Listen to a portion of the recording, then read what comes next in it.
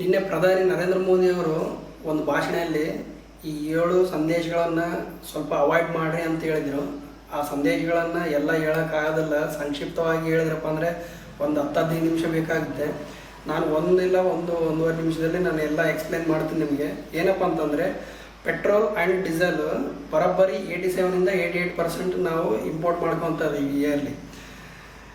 ಬರೋಬ್ಬರಿ 25,80,00,000 ಮೆಟ್ರಿಕ್ ಟನ್ನನ್ನು ನಾವು ಇಂಪೋರ್ಟ್ ಮಾಡ್ತಾ ಇದ್ದೀವಿ. ಅದೇ ಇಂಡಿಯನ್ ಕರೆನ್ಸಿ ಕನ್ವರ್ಟ್ ಮಾಡಿದ್ರಪ್ಪ ಅಂತಂದರೆ 1,27,000 ಕೋಟಿನ ನಾವು ಪ್ರತಿ ಇಯರ್ಲಿ ನಮ್ಮ ಕರೆನ್ಸಿನ US ಡಾಲರ್ಸ್ ಕರೆನ್ಸಿಯಾಗಿ ಅವ್ರಿಗೆ ನಾವು ವ್ಯಾಲ್ಯೂ ಆ್ಯಡೆಡ್ ಮಾಡ್ತಾ ಇದ್ದೀವಿ ಅವ್ರ ಕರೆನ್ಸಿಗೆ. ಬಟ್ ನಮ್ಮ ಕರೆನ್ಸಿ ಏನಾಗ್ತಾ ಇದೆ, ರೆಡ್ಯೂಸ್ ಆಗ್ತಾ ಇದೆ.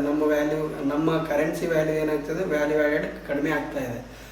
ಹಂಗಂತೇಳಿ ಈವನ್ ಗೋಲ್ಡ್ ಪರ್ಚೇಸ್ ಕಡಿಮೆ ಮಾಡಿರಿ, ಅಂದರೆ ಗೋಲ್ಡ್ ಪರ್ಚೇಸ್ ಮಾಡೋದನ್ನು ಒಂದು ವರ್ಷದ ತನಕ ನಿಲ್ಲಿಸಿ, ಆಮೇಲೆ ವರ್ಕ್ ಫ್ರಮ್ ಹೋಮ್ ಅಡ್ಯಾಪ್ಟ್ ಮಾಡ್ಕೊರಿ, ಆಮೇಲೆ ಫಾರಿನ್ ಟ್ರಿಪ್ಸ್ನ ಕಡಿಮೆ ಮಾಡಿರಿ, ಡೆಸ್ಟಿನೇಷನ್ ವೆಡ್ಡಿಂಗ್ನ ಕಡಿಮೆ ಮಾಡಿರಿ, ಆಮೇಲೆ ತಿನ್ನೋ ಅಡುಗೆಯನ್ನು ಸ್ವಲ್ಪ ಕಡಿಮೆ ಬಳಸ್ರಿ, ನಮ್ಮ ಲೋಕಲ್ಸ್ ಏನಿದಾವೋ ವಸ್ತುಗಳನ್ನ ಔಟನ್ನು ಮಾತ್ರ ಬಳಸ್ರಿ.